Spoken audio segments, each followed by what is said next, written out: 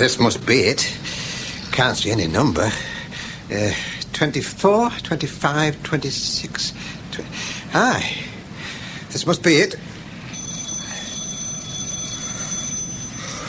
Oh. Come on. What's keeping you? It's a bit blooming parky.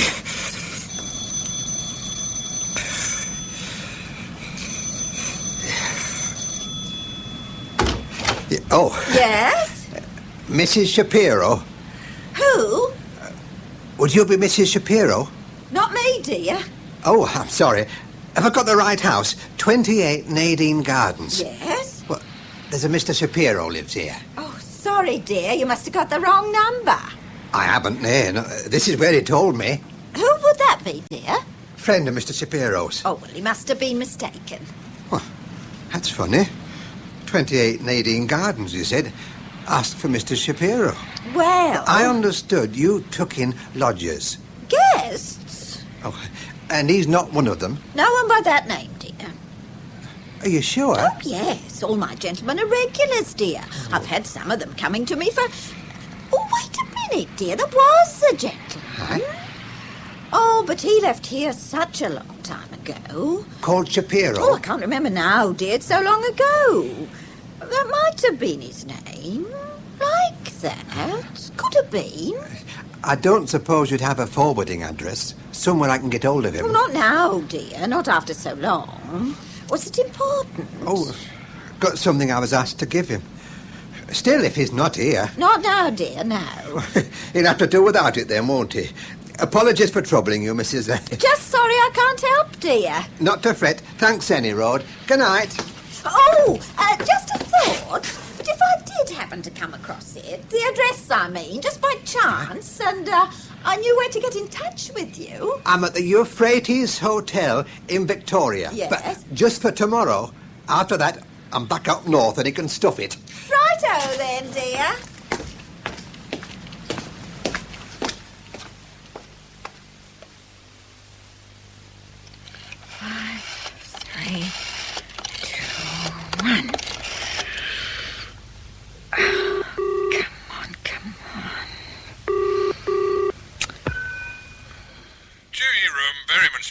Any hot tips about the GGs, dear? You said you might have something for me. Hello, gorgeous. Hello. Long time no hear. What can I do you for? Listen, dear, I think someone must have been a bit careless. I've just had to turn a gentleman away.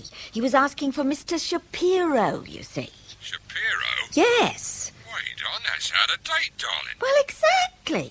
That's why I thought I'd better ring you, dear.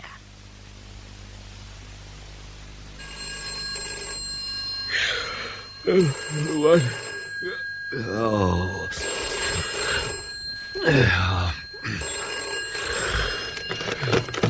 Carter. Duty office, Berryman here, sir. Oh, of course it is. Wouldn't be anywhere else at this time of night, would it? Oh, sorry if I woke you, sir. Ah, you hell. What's the panic? We've had a caller, but he's not family. When? About half an hour ago, in Islington, sir. The house in Nadine Gardens. Yeah, well, go on. Well, the thing is, we know he's not family because whoever it was asked for Mr. Shapiro, sir. Eh? No one else, just Mr. Shapiro. All right, Berryman. I'm coming in. Right, there you go. Hot and wet little trotter mouse.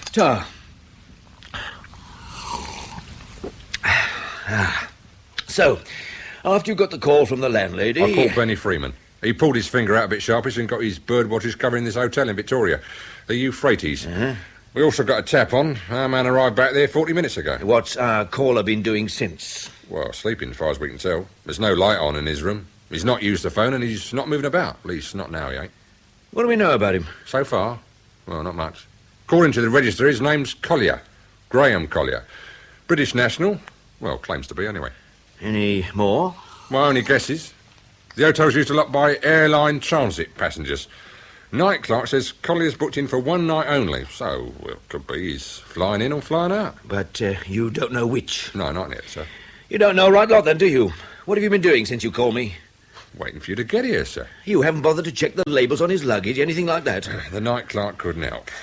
Collier booked in before he came on duty, and Benny's bird watchers didn't have time to get inside the room. What about airline passenger lists? Well, we're checking them now. Right. And after that, where he came from, what he was doing while he was there, what he does for a living, and what his wife likes to call him when they're in bed, right? We don't know whether he's married yet, sir. Then find out. That all, sir. Unless, off the top of your head, you can tell me what he was doing at one of our safe houses using an out-of-date password when nobody seems to know him from Adam, yes? Let's treat this joker a bit seriously, all right? Yes, sir. By when? By the time he leaves that hotel, 6 hours, 7, on my desk before we pick him up. Where will you be, sir? Right here.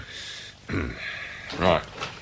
Now, Berryman. Sir? Any idea where I'll find Toby Lismore? Oh, I thought he was on leave, sir. I thought so, too, and that's a pity, because I want him back here. Pig. Oh, you pig. What do you... No, Toby, no. Oh, you know what you are, don't you? A boring, predictable chauvinist. Oh, this isn't fair. What about me? What about you? Now, shh, shh, shh. And be a good girl. Wow, that stopped you. Leave it. Why? No, Chrissy, no. Why not? Hello? I'd like to talk to Toby Lismore. Is he there? Who is it? Carter. Hang on, I'll find out. Toby, it's for you. No. Yes, he's here. It's Mr. Carter, darling. Carter? How in God's name? Give me that.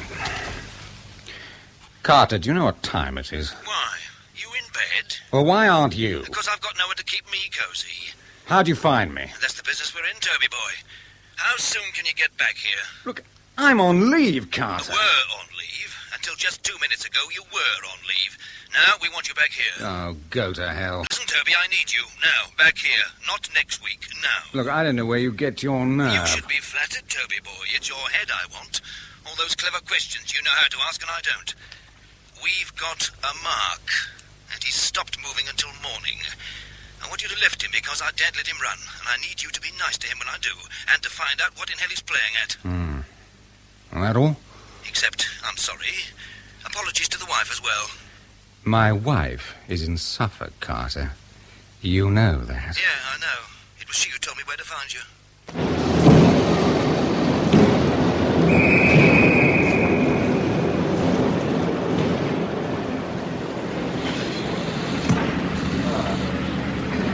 Cup of tea, please. And I'll have one of them sandwiches. What have you got? These. Yeah. Oh. Ham, is it? I'll have a ham sandwich. Message for Mr. Graham Collier, passenger to Preston. Mr. Graham Collier, travelling to Preston, please go to the station manager's office.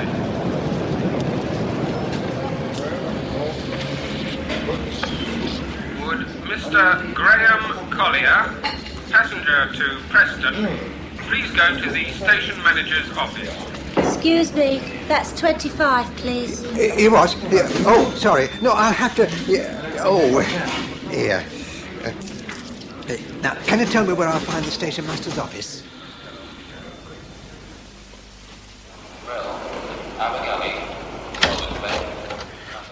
Can I help you? Oh, my name's Collier. There was a call for me over the... Collier? Mr. Graham Collier? Yes. Oh, glad we've managed to contact you, sir. Oh, who are you? A friend of Mr. Shapiro's, actually, sir. Asked me to say how much he's looking forward to meeting you.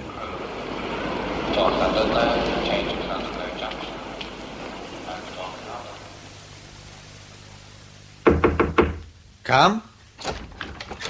Mr. Collier's suitcase, sir. I wonder where you want me to put it. Oh, just dump it over there. I don't am seeing it as soon as he comes in. Sir. Only one item of interest, sir.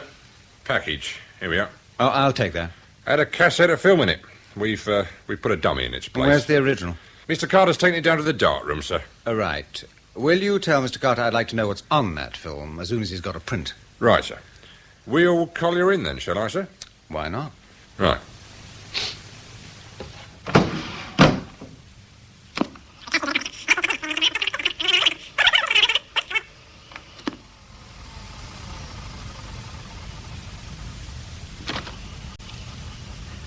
October the 23rd, subject Collier, Graham. File reference CG/TL/M587/S.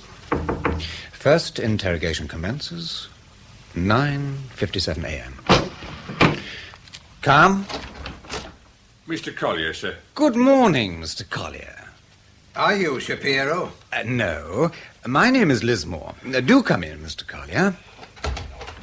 I was told he'd be here. Well, Mr. Shapiro is a colleague of mine.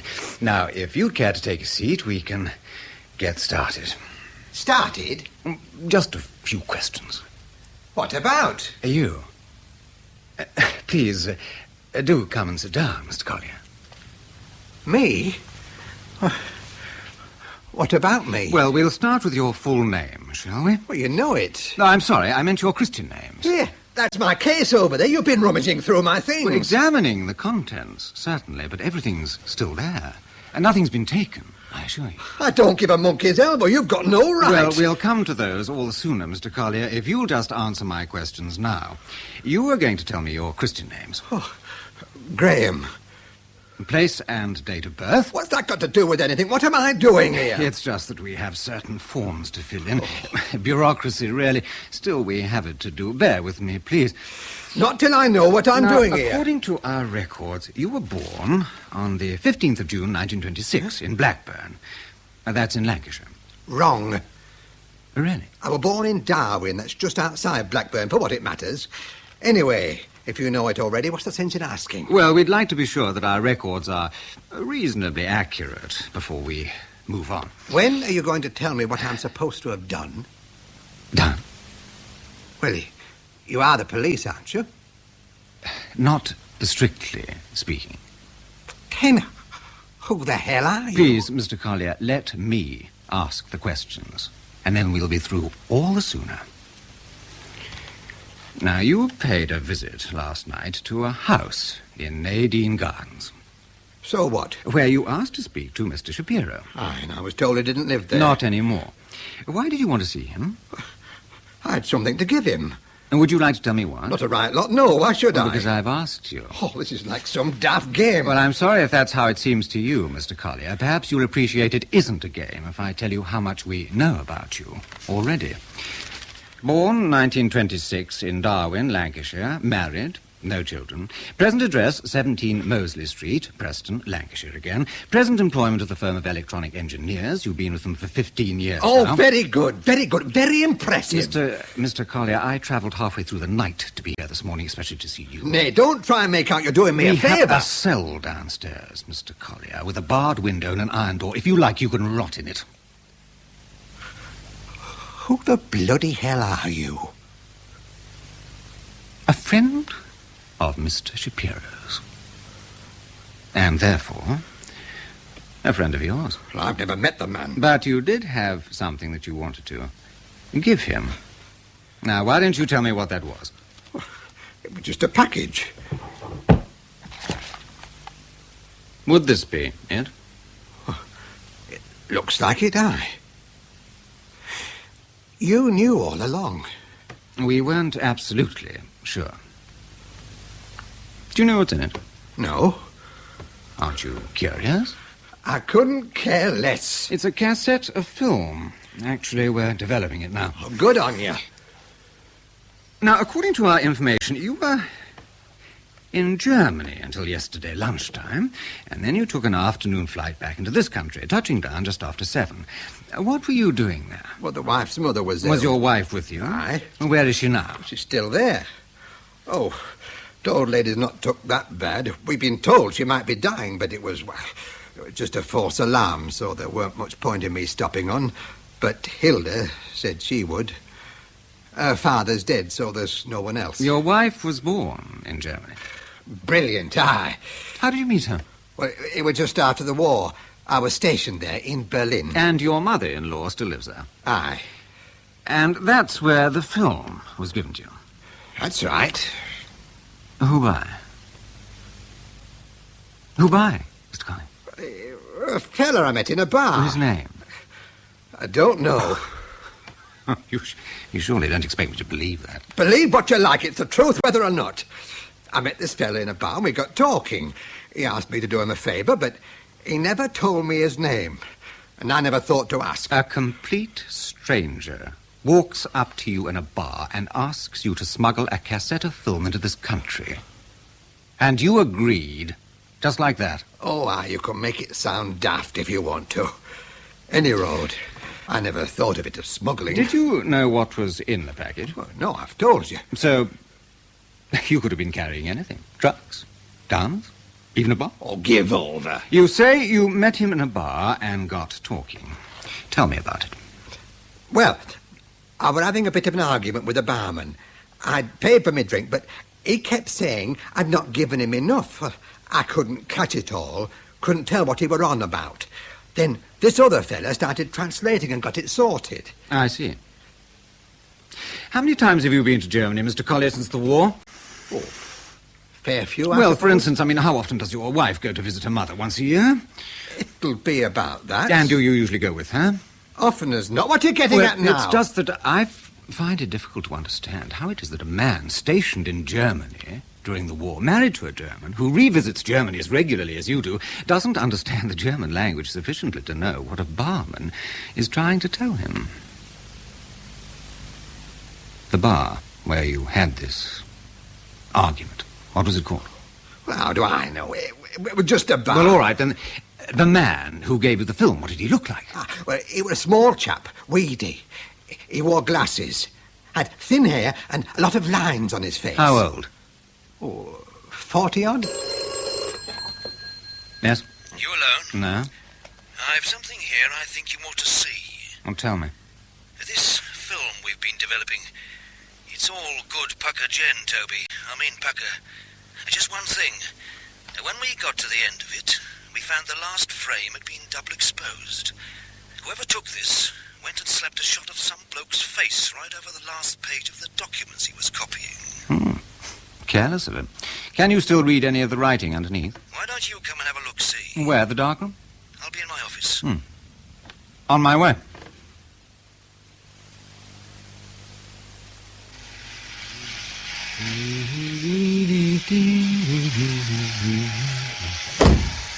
Oh, you're disgusting. What? You're not supposed to shave when you get up in the morning, not at midday. You're seedy, Carter. Oh, get stuffed. I wonder what control can possibly see in you. Maybe I'm good at what I do. And maybe if I wore a Ponzi striped tie like yours, it might stand out a bit, look a bit incongruous, you know. Say if I was running for home somewhere in the zone. Might even get me shot. Tush. You're just sore still because I busted your weekend. You can go to hell and back before I'd admit that to you. What do you make of Collier? He's a moron. I've put him downstairs to cool his heels and try to think up a better story than the one he's telling up at the moment. You don't believe Well, it? his story's so bloody awful, I can't see how it can be anything but true. But he's not frightened enough. He's not squealing about his rights the way I'd have expected. I don't know. Well, where are these photographs? Oh, here. You'll find the one that's double exposed at the bottom. So it is. Well. Anyone we know? Nope. So maybe it was just an accident. Not possible. If someone's gone to the trouble, maybe even risked their life to photograph highly sensitive documents, which is what these appear to be, he is not going to ruin the last page by taking a happy holiday mugshot over it. Not unless he's very, very careless or has a very good reason. Now, I don't believe anyone could be that careless. So there has to be a reason. What? Don't ask me. That's for you to find out. Well, not entirely. It is your case. Then it's down to both of us. Right? Regrettably. Fancy a bite to eat? No time. Pie and a pint, then. Why not? Just round the corner. Come on.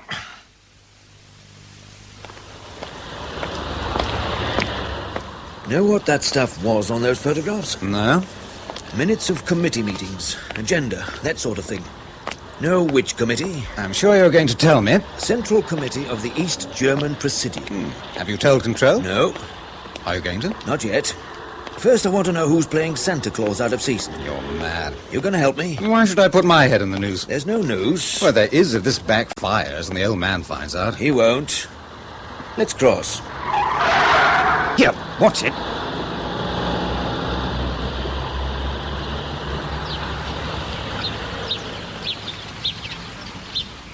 That's better.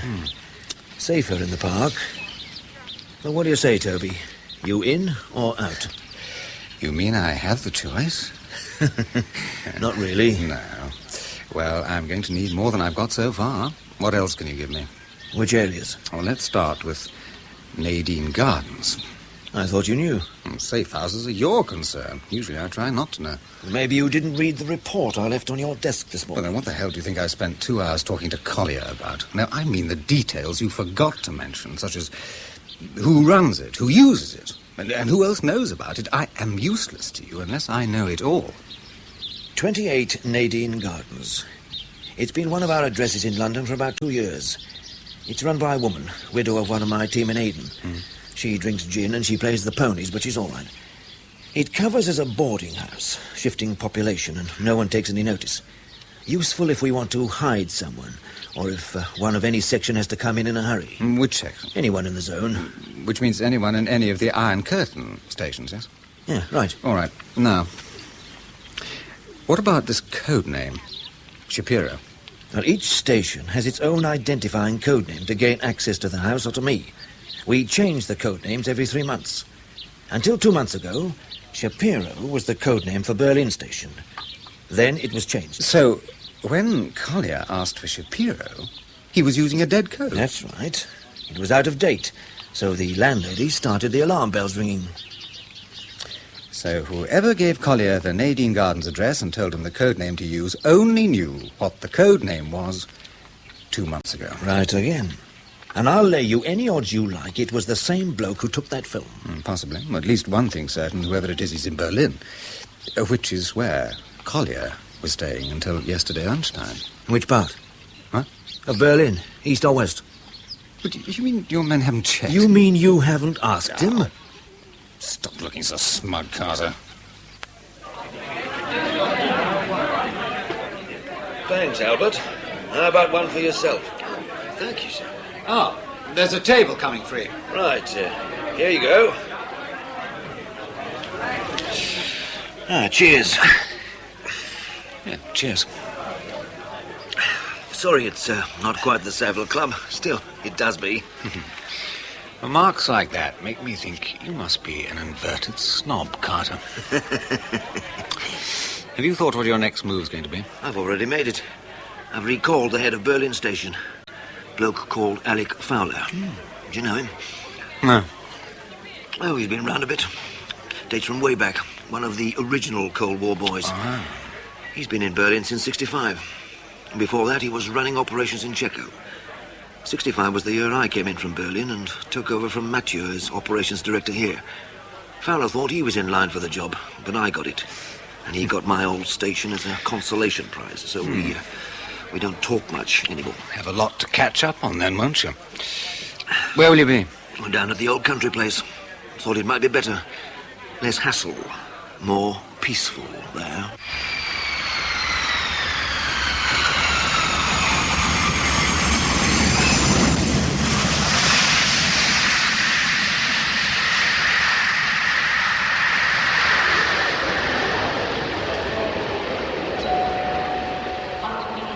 Thank you, Mr. Fowler. Your friend is waiting for you, sir. Friend? This way, sir.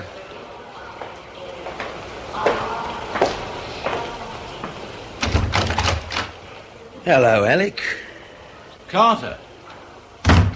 Welcome home. Home? Huh. Looks more like a customs and excise frisking shed to me. And they're the same the world over. I've been through damn near all of them. Well, anyway, it's good to see you. There must be something about the way you say that. I mean it. Didn't expect it to be you, not here. Berryman, maybe, even Benny Freeman. But not you, Carter. Why not me? Didn't think you'd still be doing your own legwork. I don't. But you're special. Is that what Control told you to say? Nope. Control doesn't even know you're in the country, Alec. So, this is your operation? Strictly mine. Not an operation, though. Debriefing. That's all. Debriefing? Mm-hmm. Since when was a debriefing so urgent you don't even have time to pack a toothbrush and you have to grab the next flight out as though you're blown sky high? What are you after, Carter? That's half the trouble. I wish I knew. Feel up to travelling? Where to? I thought we might take a trip down to the old health farm. That is, if you fancy it. I was hoping to see Piccadilly Circus and the changing of the guard. And then why not save it as a treat for after we've finished? Eh?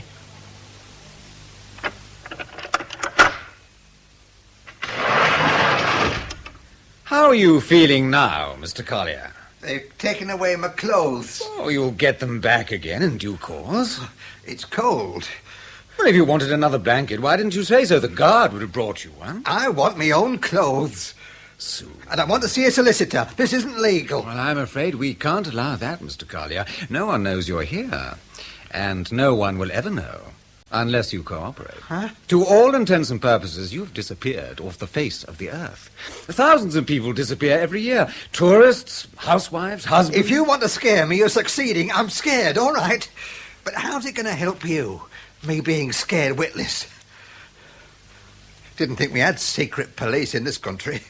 Tell me again about the package containing the film. When was it given to you? When? The date. Day before I flew home. October 21st? Aye. Was your wife with you? She knows nothing about it. I were on my own. Where was your wife? With her mother. Where? God help me, I'm just saying. I mean the address. Well, Mr. Collier? Well, she lives in a community block. I can't remember the name of the street. It's behind the Friedensplatz. She's got a little flat. Well, it's a maisonette, really. Behind the Friedensplatz. Doesn't that mean P Square? So I'm told. Now, if my memory serves me right, that's in East Berlin. So what? And the bar where the package was given to you. Where was that, east or west? East. Well, does it matter?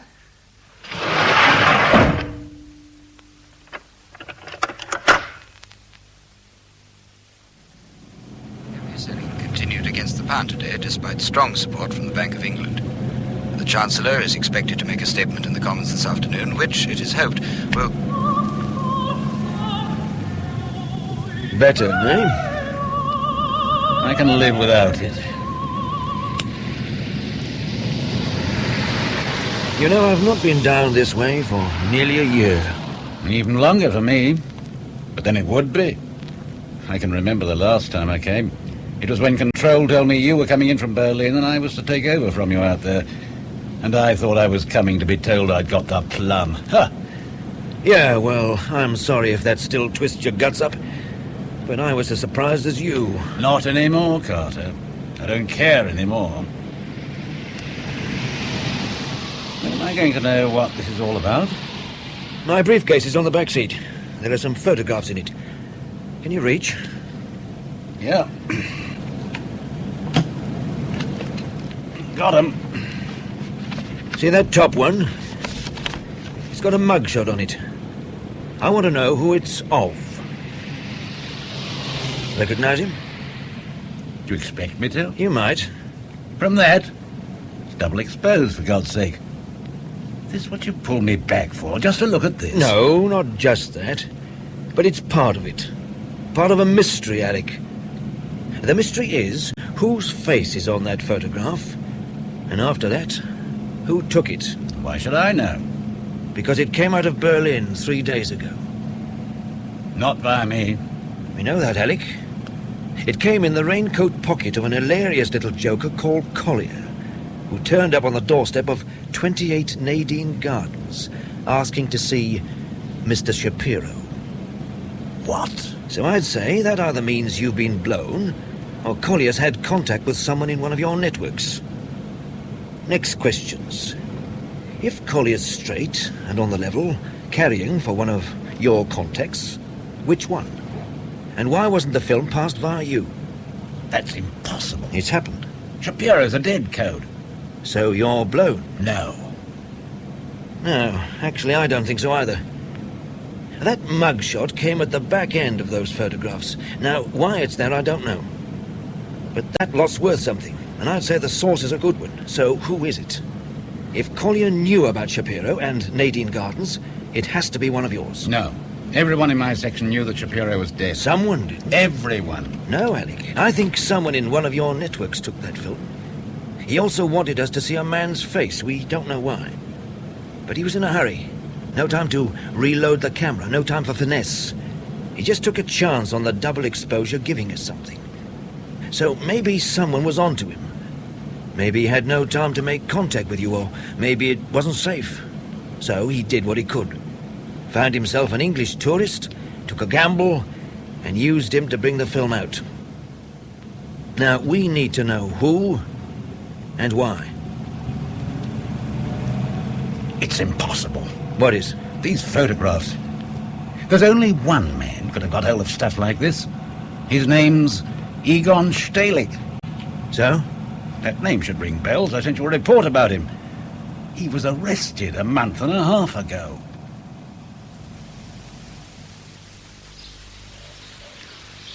There's no way it can be him, Carter. You said it. Stehlik, you said. Now you tell me why not. Same sort of stuff as he used to bring out, that's what I meant. This place has changed a lot. We don't use it much now. It's all changing, Alec. The weeds do better out of this place than we do nowadays. What happened to the perimeter fence? Used to be over there. They switched the electricity off. You know, saved juice and all that. Then one day some cows barged through it. Ha! I suppose there's a kind of justice in that. I wouldn't know. I was trained here. So was I. Now look at it. Like I said, it's all changing. This place, well, it's just not needed anymore. Are we? Of course we are.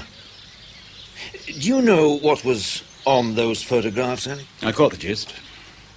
Minutes of the Central Committee. Draft DDR resolution applauding Soviet initiative in Egypt. Agenda for the next round of détente talks with Kissinger, proposing stalling tactics over American interference in the question of Soviet Jews. Detailed budget breakdown of Defense Committee spending. I'd call all that valuable, wouldn't you? Yes. So if not Stehlik, who else? If it's someone new, they deserve a bit of cultivating. I don't know. So maybe it is Stehlik. I told you. Then tell me again. It's all in my damn report. Don't you read reports anymore? You've got it all in there. That's right, but I want you to tell it to me now all over again. Stehlik was arrested a month and a half ago. About that. I can't nail the exact day. I didn't know for about a week. And over there, people prefer not to remember what happened yesterday. When I tried to check, no one knew anything. How did you find out? I got a routine message from Stehlik that indicated he was ready to make a drop. He never turned up. I waited a few days for him to contact me again, but he didn't. So I went looking. He'd already been arrested. If that's so, he'll have told them everything he knows by now. What do you mean, if? But all your networks are still functioning, right? Why shouldn't they be? Stehlik never knew anything about them. But he did know you. No. No? Stehlik knew my code name, not who I was. He could still have pointed you out. Wrong again. We only ever met once, right at the beginning. After that, we used a cutout. So chances are you may not be blown after all. Something's just occurred to me. There was someone else. What do you mean? One other person Stehlik did know. He wasn't the primary source. He had his own contact inside the Volkskammer. I don't know who. Stehlik was just the courier. So? Suppose they've not managed to break Stehlik yet. Suppose he's not told them anything. Then his contact's still safe. He could be acting on his own, getting his stuff out some other way, like using an English tourist to carry it for him. Like our friend Collier. Yeah. Yeah, well, that's possible. It doesn't explain how Stehlik's contact knew about Shapiro.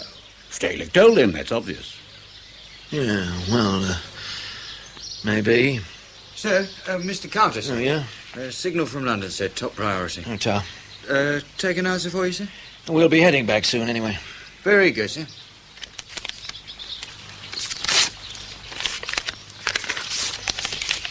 Oh, message from Lismore. Well, get this. Imperative check movements of Hilda Collier, née Brecher, East-West Berlin. Particular reference period, 20th of October onward. Also verification state of health of Frau Eva Brecher, Zimmer Nummer 5B, Gemeinschaftswohnung, Hartakerstrasse, East Berlin. Checking up on Collier's wife. Maybe he reckons she's being held and they're blackmailing her old man. As if they wouldn't know we'd check. You got someone minding the shop who can handle it for us? Yes. Who is this, Lismore? My opposite number in London. He's a very clever bloke. Sounds like it. Well, you never know. You may meet him. Why? He may want to ask you some questions. For a simple debriefing, I'd have said you're asking enough of them. Yeah, but here's a better. They're harder. You mean as the interrogator? That's right. Why? Why me, Carter? Well, I'm not saying it will happen. I'm just saying it might. Always wear velvet gloves when you slap people in the face, do you? Nothing personal, Alec. You know that. No, not much. This bloke, Collier, you know, the guy who brought us the film, he gave us a description of the fellow who passed it to him. Small, in his 40s, thinning hair, heavily lined face, and he wore glasses. That remind you of anyone? No. You sure? It could be anyone. Yeah, we know it's not very detailed, and we know it's not easy. All the same, you might know him. I don't think so. Do something for me, will you, Alec? You say you met Stelic. Just the once. Tell me what he looked like. It doesn't prove a thing. What doesn't? As if you didn't know. Why don't you tell me? Stelic's about 48. He's a thin little bloke, weighs about 9 stone, 5'7" at a guess. He's got wispy hair, his face is all lines and creases, and he wears glasses. Now that's what you wanted. It matches the description you've got. But I'm here to tell you there's no way it could have been him. That's what I was afraid of. I'm being set up for something. Let's go send that signal, shall we, Alec?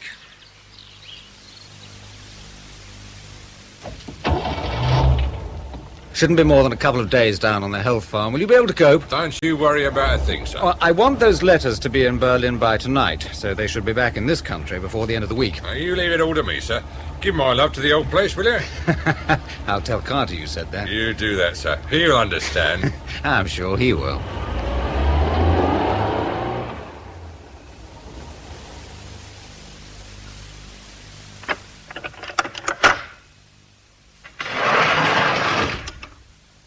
Morning, Mr. Collier, sir. Brought you a cup of tea. Mr. Lismore asked me to tell you he's had to go out of town for a short while. Only a day, we hope, two at the outside. Still, I'm afraid we'll have to ask you to stay here until he gets back. So anything you want, just knock on the door and tell the guard, and I'll see what I can do for you, all right? Oh, there was just one other thing. We've drafted a letter to your employers explaining that your mother-in-law is more seriously ill than you thought, and that you'll have to stay on in Berlin for another few days. Here we are. It just needs your signature at the bottom. No. We've also written one to your friends, the Robertsons, apologising that you'll not be back in time to take them to the Halle concert on their anniversary like you'd arranged. You can borrow my pen, sir. Try and make me. You can always have your signature forged, you know. Dead easy. I'll bet. I wouldn't put out past you. Fair enough.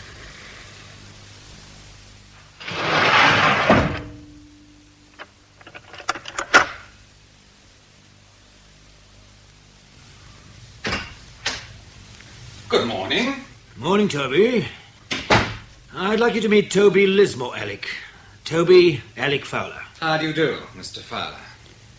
So, you're the interrogator. That's one of my jobs. It's nippy out this morning. I wouldn't know. Seems I'm not allowed out. Need me, Toby? No, I don't think so. Oh, you might ask if they could turn the heating up a bit. If it's not broken down again. See you later, Alec. I hope I haven't disturbed your breakfast. I just finished. I take it you know why I'm here. To ask me questions, that's what Carter said. Precisely so. How old are you, Mr. Lismore? Does it matter? 34, 35? Somewhere thereabouts. So I wonder how much you reckon you know. What about? Men like me.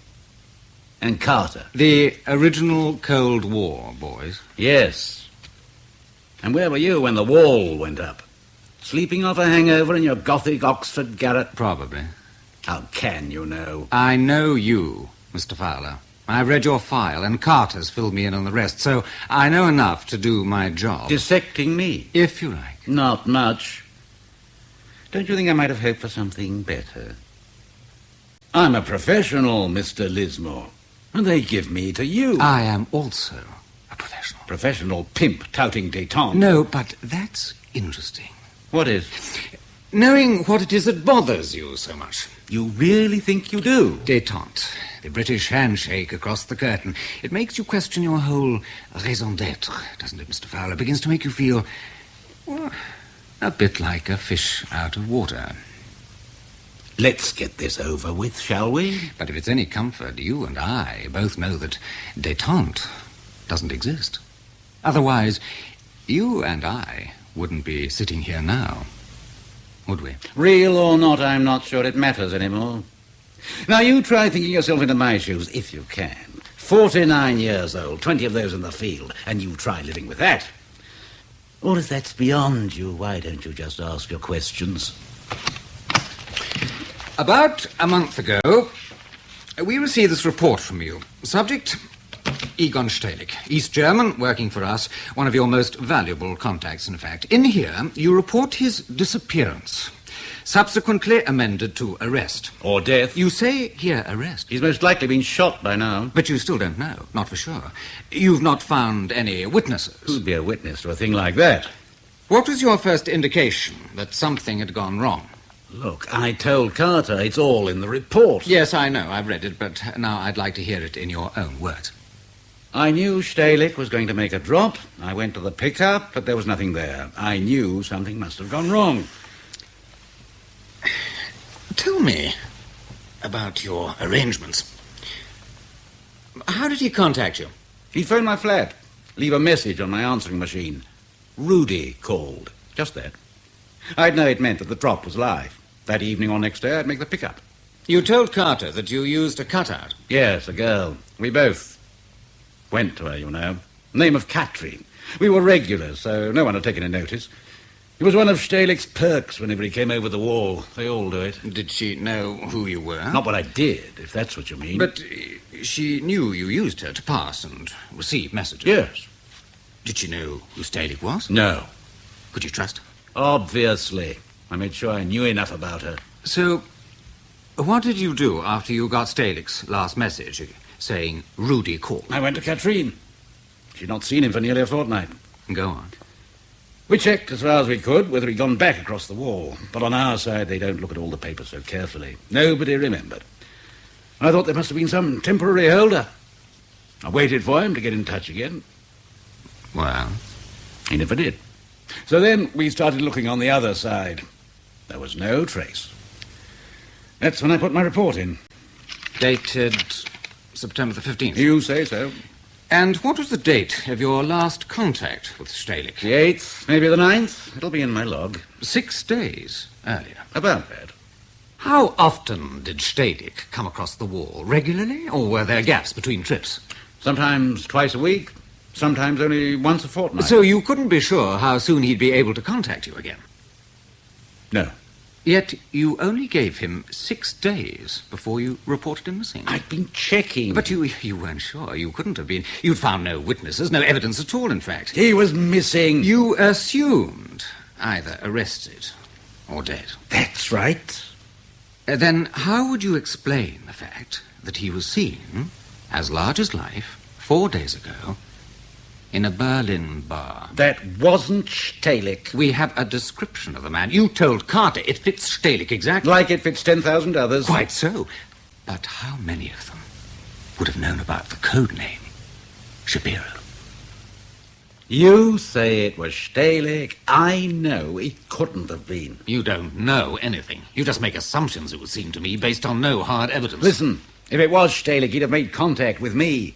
Don't you get that? That's one of the more puzzling aspects, I grant you. Carter tells me that the code name Shapiro was changed 2 months ago. Yes. Tell me about these code names. Where do they originate? In London, someone in cipher section has a ball. And then? I get a coded signal and I pass the new name onto my networks. How? Depends. Well, Stehlik, then. How did you let him know? I put it on the answering machine. You did what? Why not? It worked. It'd go something like this. This is an answering machine on... Then I'd give my normal listed number. Then it'd say, urgent messages may be left with Herr Shapiro on... And I'd give my private ex-directory number. Sooner or later, I'd get a message on the answering machine saying... The code name, Shapiro, was changed. Beginning of September. The 2nd or 3rd. And the next contact you had with Stalik was on the 8th or 9th. So, by that time, the new code name was definitely on the answering machine. That's right. So we're in no doubt that Stalik definitely knew what the new code name was. No question. Well, something went wrong. Right. He got himself picked up. No, Mr. Fowler. 2 months later, in a Berlin bar, it seems he deliberately used a code name you claim he knew was out of date. God help me. I'll say it just once more. Come. Oh, am I interrupting? Oh, no, I was just about to suggest we took a break. We've got a reply to that cable you sent yesterday. Would you excuse me for a moment, Mr. Fowler? Perhaps you like some coffee, Alec. I'll get some sent in. Don't bother. Just tell this guy I'm straight, will you? I need some protection. So you see, Lismore, Collier's wife, Hilda Collier, née Brecker, she's clean. She's staying in West Berlin at Hotel Goethe. No obvious restrictions on her movements. She crosses into the east each day and comes back again each evening. No undue attention at the checkpoint, nothing you wouldn't expect anyway. So, if Collier's being blackmailed, it's difficult to see how. No information on the mother-in-law yet. She's harder to get to, but we should have some confirmation by tomorrow. Well, it was only a long shot. Do you get the same feeling as me, that we're on a hiding to nowhere? I don't know.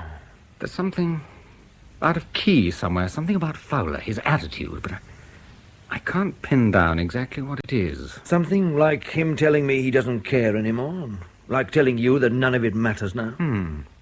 That's the area. Have you been listening in? Yeah, and I've had a thought. Look at it this way. Collier gets past a film by Stalik. It has to be Stalik. The description fits, and he knows about Shapiro. So why does he take the risk of breaking cover and using a total stranger, a bloke he just happens to meet in a bar, to bring his film out?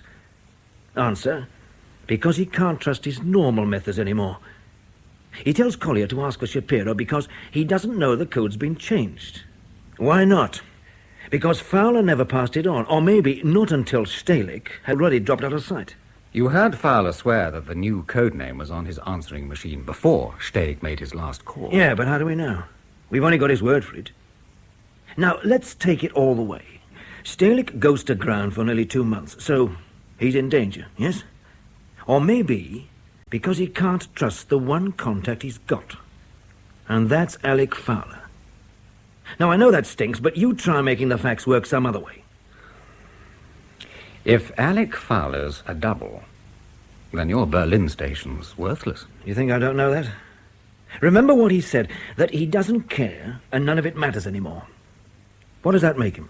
Mixed up and bitter. In other words, an easy target to turn. Give me a get-out, Toby. Tell me where I've got it wrong. I can't. No. Well, there you go, then.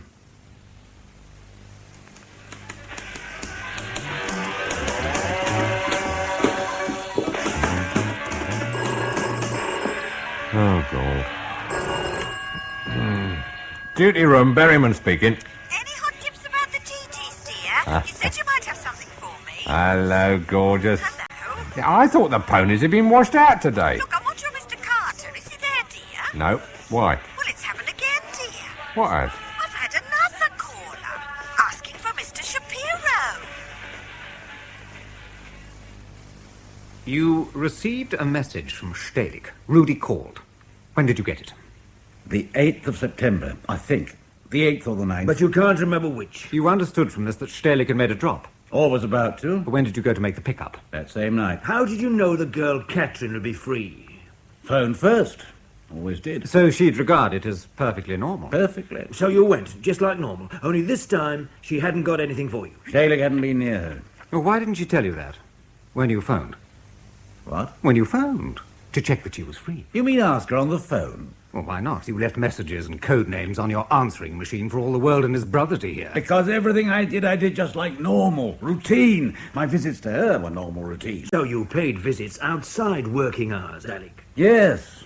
Don't bother pretending to be shocked. And you didn't on the phone say, have you seen my friend today, or anything like that? Which friend? How would she know? What? Stehlik wasn't the only contact I ran through her. My God, she was a wholesale postbox. And you didn't use code names for your various contacts? Not with her. A pity. You might have saved yourself a trip. And missed a bit of fun. But perhaps you're a Puritan, Mr. Lismore, so you wouldn't want to know about that. When did you begin to check on Stehlik's movements? Next day. And when did it dawn on you that Stehlik must have been arrested? It just began to look that way. Toby here asked you when, Alec. And I've told you I don't know. A few days later, that's the best I can do. The report you sent to London is dated the 15th. So you keep telling me. Obviously, you didn't waste any time. I didn't exactly hang about, no. Being a bit worried. That's not what you said yesterday, though, is it? What? Yesterday, you told me Stehlik was arrested a month and a half ago. You couldn't tell the exact day because you didn't know for about a week. You didn't know for about a week. Your words. Now you're telling us that you checked and you knew inside 4, 5, 6 days at the most. 6 days, 7 days. You were worried on the 9th and you were already checking.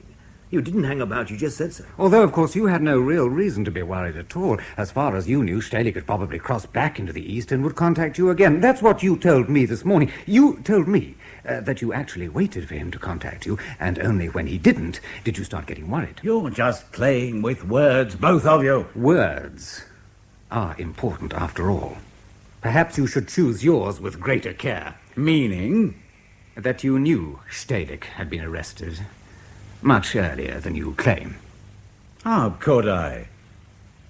Because you were expecting it. Expecting it? Don't be so damn silly. How could I have been? Because you'd already put the finger on him, Alec. In God's name. Our thesis is that somehow, luckily for us, Stehlik got wind of the fact that you betrayed him and went to ground, until 5 days ago, when he reappeared in a Berlin bar.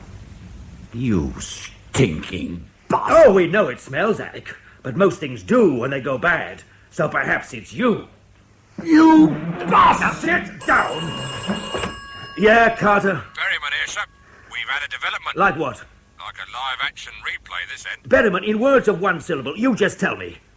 Nadine Gardens. We've had another caller asking for Shapiro.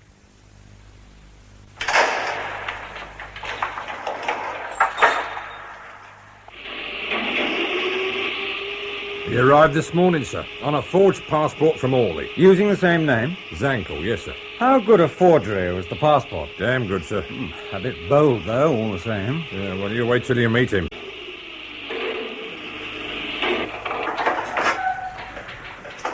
What do you mean? Sir?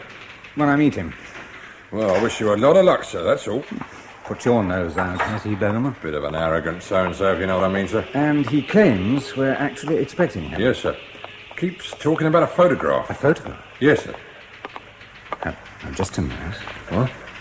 Did you ever see those photographs we took off Collier? Brief look, yes, sir. Well? It could be him, sir. I can't be any more definite than that. Ah, at last.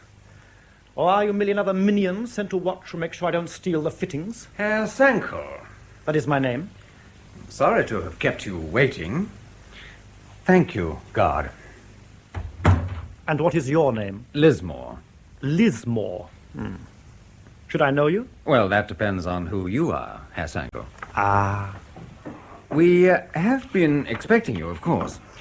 Not that this photograph is a particularly flattering likeness, but I take it this is you. Of course. Quite. I had begun to fear it had not reached you. 3 days ago. I am relieved. We were mystified. It was the best we could do. We? Please tell me, to whom am I speaking? You know my name. But not the degree of authority you possess. For what, precisely? I have certain requirements, and any further fruitful conversation between us is contingent on these being met. Such as? Political asylum, of course. I see. You must understand, Herr Zankl, that any question of political asylum is entirely contingent on just how fruitful our conversation is here and now. No. I hardly need to remind you, Herr Zankl, how you entered this country on a forged passport. Now, if you'd like me to contact the immigration authorities... You wouldn't. Too much is at stake. I've only your word for that. You have proof of the quality of my information on those photographs in front of you now. Still not enough. Then how am I to protect myself? Why not try trusting us? All right, then, let's be more general. Talk in broad outlines and leave the details until you're ready. It's the best I can do. Some sort of rapport is important, I agree. Good. Now, you said we. The best we could do. Mm-hmm. To whom are you referring? The man who aided my escape from East Germany. Egon Stehlik. Egon Stehlik? The name means something to you? What can you tell me about Herr Stehlik? Would it not be simple if I told you my whole story, in broad outline, of course, to save each other's time? It'll tell you all about Egon. As you wish. My name is Werner Zankl. I am 36 years of age, not married. Until 2 days ago, I was the secretary, assistant first secretary, to the president of our Volkskammer. You'd need top-grade security to get as high as that. I'm a party member, and I had good security, yes. Then why... Am I here now? In the war, my father was killed at Stalingrad. My mother also in Berlin, by occupying victorious Russian troops. Also, I had a sister, older than I, until they reached Berlin. I never ever knew what happened to her. I was very young then, but one can guess. So I was never a good party member because I have never forgotten, you understand? Yes, I understand. But I worked hard, studied fastidiously, behaved impeccably. I had a goal in view. Not a conscious, fully formed goal, perhaps, but an awareness, nevertheless, that I must strive to climb higher, as high as I could, to work my way into the core. A worm can rot the whole apple from inside. Is that how you see yourself now? As a worm? I have no illusions. My work for the president entailed many important documents passing through my hands. Egon Stehlik, knew how little I loved the Warsaw Pact or the party. How? Please. Egon showed me how I might take my revenge. It was so simple. He had contacts in West Berlin and regular passes to take him across the wall, which I had not. So everything I photographed and gave to him, to give to his contacts in the West. And for 2 years, it worked. And then, trouble. A security investigation at all levels. Someone had betrayed us. And Egon was in grave danger. My own position was serious. Egon went into hiding, and I decided I must flee. Well, the rest you know. Some of it, certainly. Why the photograph? To prepare the way. To establish my bona fides. A touch bizarre, wouldn't you say? Leaving rather a lot to chance. Egon was in great danger. They had missed him once, and now they were searching. There was no time for anything more elaborate. And you trusted a total stranger, someone who just happened to be visiting East Berlin, to bring it out for you? I have no idea. Egon was to choose the courier, not me. I see. How did you meet Stehlik? Well, we sat on the same citizens' committee together. I come to know him quite well. And he recruited you? I was a willing recruit. How did he go about it? I mean, I presume he didn't just suddenly say one day, "How'd you like to spy for the West?" He must have had some indication that you'd be sympathetic, at least. Of course. We had talked about politics together many times. Rather dangerous, I'd have thought. Oh, no. It starts in small ways. A tiny indiscretion which is not rebuked leads to another. Like little boys with their best friends, admissions are made, little secrets are shared. And soon, an understanding exists.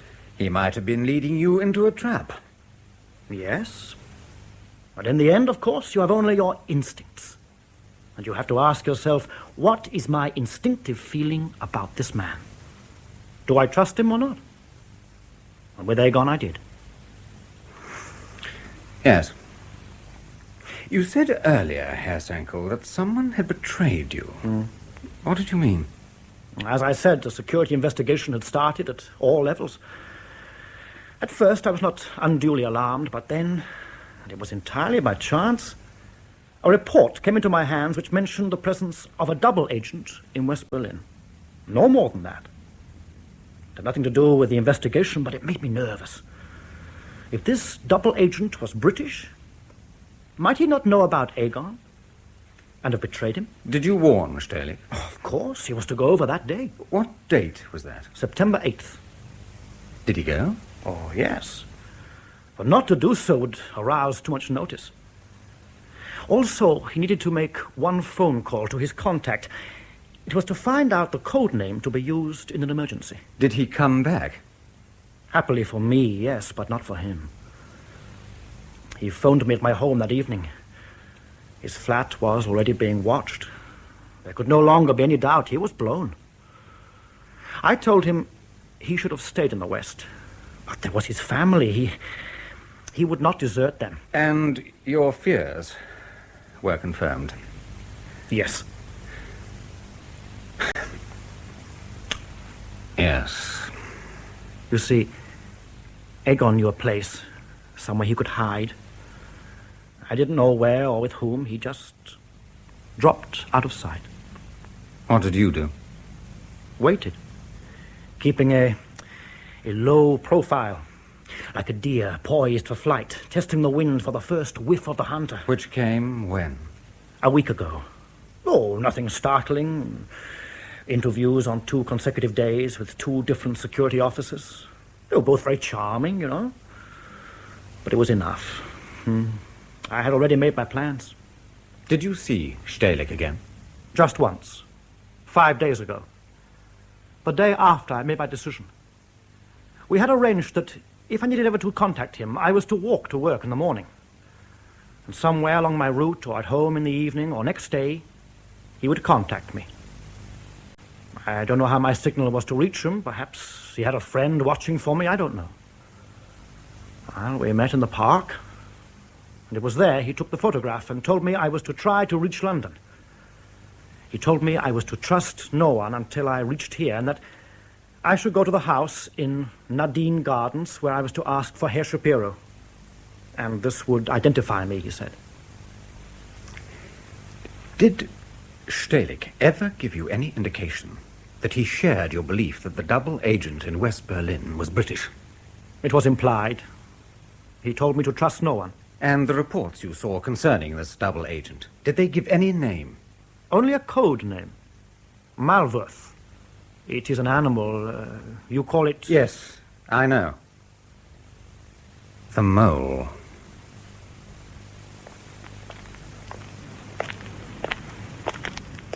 You think I enjoy your company, Carter? You know how it is, Alec. Someone's got to watch you.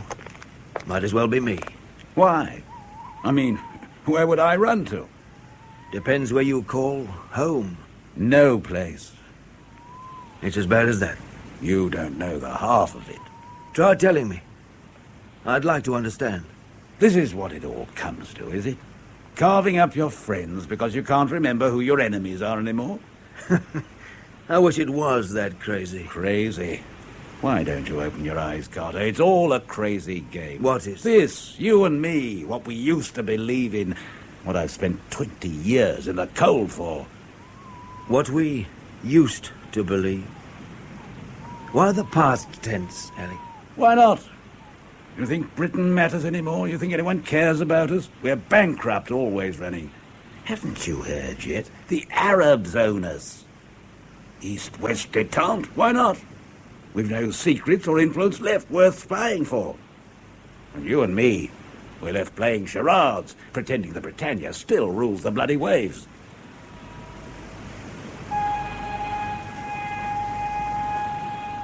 So you looked back on 20 years and reckoned that they were wasted. And you couldn't live with that. So you did the double and found yourself a new master who could give you back your reason for being... No! There's a way we can nail it, Alec. You said Stehlik only knew you by your code name. But you never told me what it was.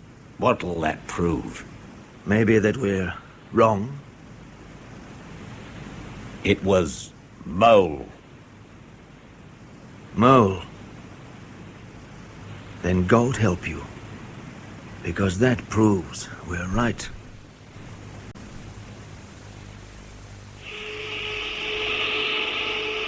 When did you get back? Brought Alec Fowler up last night. You were right, by the way. His code name was Mole. Well, that's it then.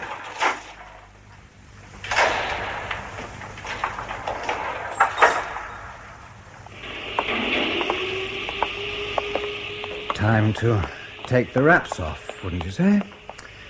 Tell the old man what we've been up to. I'd say almost. Why, what is there to wait for? I've had a preliminary reaction to that film we took off Collier. All very unofficial, but our zone gazers are going quietly off their heads with excitement about it. Oh, they want Zankl. And Fowler's code name was the last piece in the jigsaw. The last but one. I've just read the transcript of your session with Zankl, and there's one place I need clarification. Where? Zankl says that he knew from reports he'd seen that the double agent in West Berlin had a code name, Molewolf. And we know that's the same code name Stalick knew Fowler by. Mm-hmm. Now, what I'm not clear about is whether Zankl told Stalick that Molewolf was a double. I mean, actually told him the name. Because if he did, I want to know why Stalick still went over that day and made his phone call. I mean, would you ring up a contact you know is likely to blow you any second? Probably already has? Get me? But it's a point, but Zankl never said he did tell Stalick the code name. You believe that? You believe he told him the rest and didn't tell him that? I'll give you a call when he gets here, and you can ask him. Sure, I think I'll do that. Oh, yeah, one other thing I almost forgot. The confirmation you wanted about the state of health of Collier's mother-in-law. It came through just before we left last night. Oh. How is she? She's dead.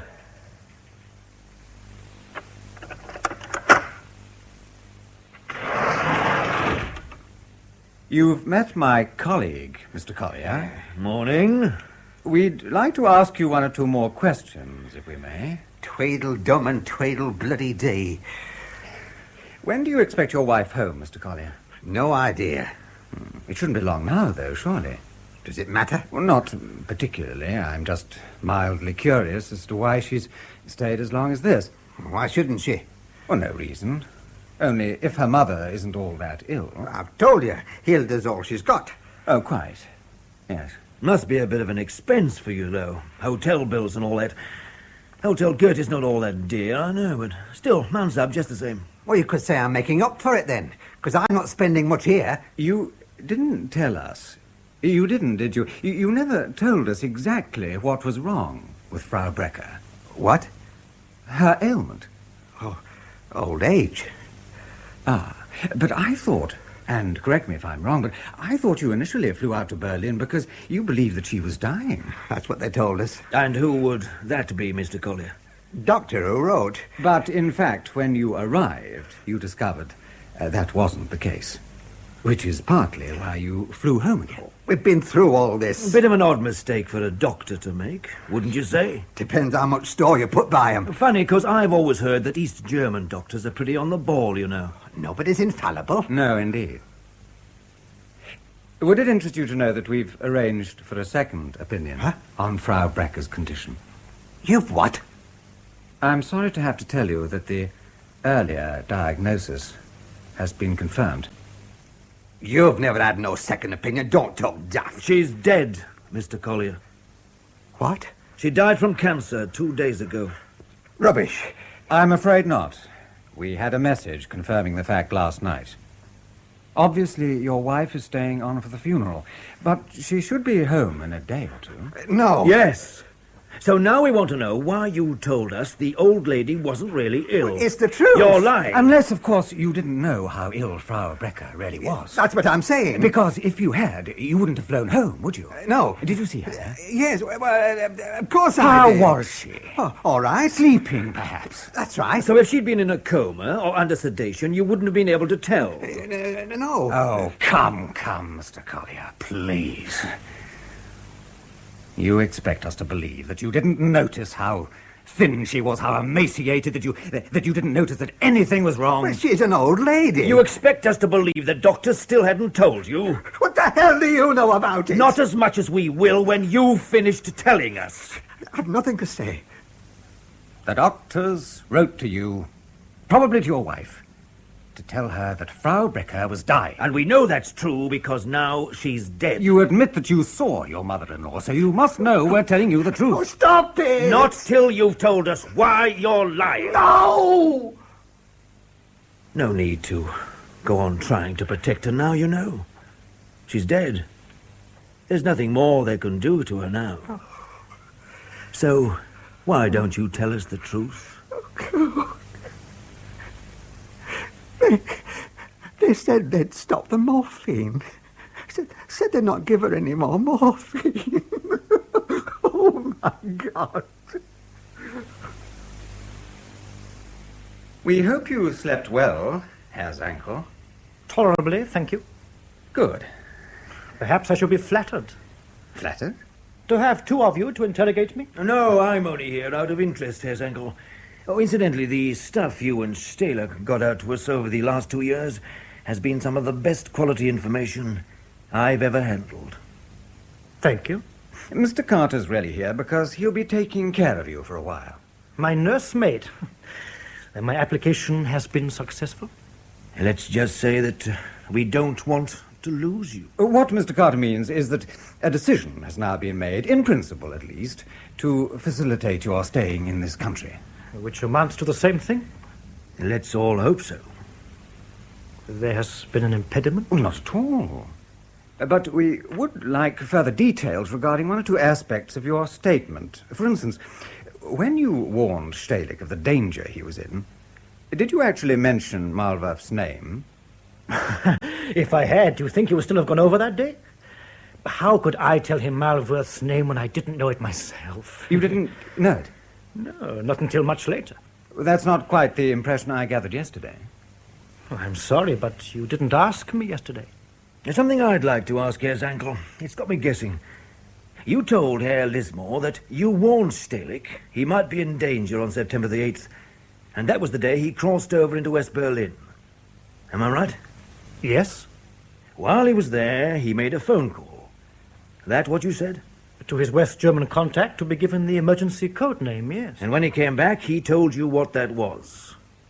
No, not then. Not until our last meeting 6 days ago. I knew I hadn't much time. I needed help. And that is when he told me. What was it? Well, surely you know. Yeah, but you tell us again what he told you. He said I was to come to London, to an address, 28 Nadine Gardens, and there I was to ask for Herr Shapiro. And this would identify me, he said. You're sure he said Shapiro? Oh, yes. Yeah. That's what I can't work out. Why? Because Shapiro was a code name, certainly. But it was out of date. It's been out of date for 2 months now. I don't understand. Which means Stehler purposefully gave you a useless code name. And I just wonder why. Well, I have no idea. Well, there's got to be a reason, isn't there? Otherwise, it's just plain damn stupid. I'm astonished. Actually, you're the second person to have used the Shapiro code name in under a week, Herr Zankl, so you can appreciate our anxiety. In the second? Yeah. First was a bloke called Collier. You might know him. He's just spent a while in Berlin. With his wife, visiting her mother. Oh? It was he who brought us the film containing your photograph. Well, then you know. I told you. Egon was to choose the courier. I never knew who. So that means Stehler deliberately told 2 people the wrong code. Ridiculous, isn't it? It does not make sense, I agree. Apparently, Collier and his wife flew out to Berlin because her mother was ill. And now she's dead. Dead? 2 days ago. Oh, how terrible. A bit nasty, yeah. Cancer, you see. Seems the treatment wasn't all that hot either. In what way? According to Mr. Collier, the doctors refused to administer her with any morphine. So maybe you can imagine the agony she was in. What is this to do with me? Well, we believe the doctors were operating under your orders, Herr Zankl. Or your bosses. What? Well, you're mad. We've got a little theory about this code name business as well. I'd like you to hear it. You'll explain what you meant by that accusation. Oh, I think you got the drift all right. You see, what we think happened is this. Despite whatever you did to Stehlik after you'd arrested him, despite banging his head inside a fire bucket or tearing his fingernails off or whatever other little tricks you use these days, he clung on to just one thing. One little lie, buried deep among all the true facts you squeezed out of him where you'd never spot it. And he was clever with it, because he knew it was a lie you couldn't disprove. He gave you an out-of-date code name, knowing that we'd ask why. Simple, isn't it? Must make you feel mad. To think he'd punched a gaping hole in your cover before you even left Berlin. But this is incredible. Frau Brecker is dead, Herr Zankl. With or without morphine, you can't hurt her anymore, which means that Graham Collier doesn't need to go on trying to protect her. Don't you understand? You see, he's told us everything. If my application for political asylum has been turned down, I must request an interview with a representative of my government at the earliest opportunity. Oh, quite impossible, I'm afraid. Then I wish to see someone in higher authority. Oh, you will, eventually. Because although we're not prepared to grant you political asylum, we certainly intend to keep you in this country for a considerable length of time. Until you've told us all you know. But of course, we'll deny all knowledge of you officially, but privately, I hope you won't regret your decision to come and live in England, Herr Zankl. Not that you'll see much of the country. Most of the time, you'll be in a cell. You see, as far as you're concerned, at least until your people get someone we consider you're worth swapping with, this is the end of the road.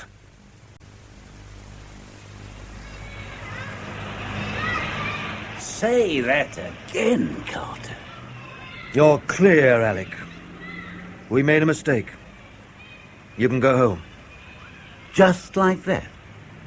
What else is there? You really don't know. It can happen. You know that. But you called me a double, said I'd been turned. You damn well believed I'd gone over, Carter. That's what we were meant to believe. That's what it was all about. They reckoned on discrediting you and planting Zankl on us while we were too busy crucifying you to notice. Bit clever, really. But it got screwed up. Now you're clear again. Well, just saying that's not quite good enough, sir. All right, then, what do you want? An apology? Wouldn't wipe the stink off. I want out of your section. I want out of this service. For good. Where would you go, Alec? What would you do? I'll find something. 49 years old. 20 of those in the field. What use are you? Damn you, Carter. Live with your own uselessness, but don't write me off. I'll find something worthwhile. Then I'll try to spare time to pity you. Yeah. Well, you'd have to anyway. You couldn't go back. You'd be no use. Because you've been blown.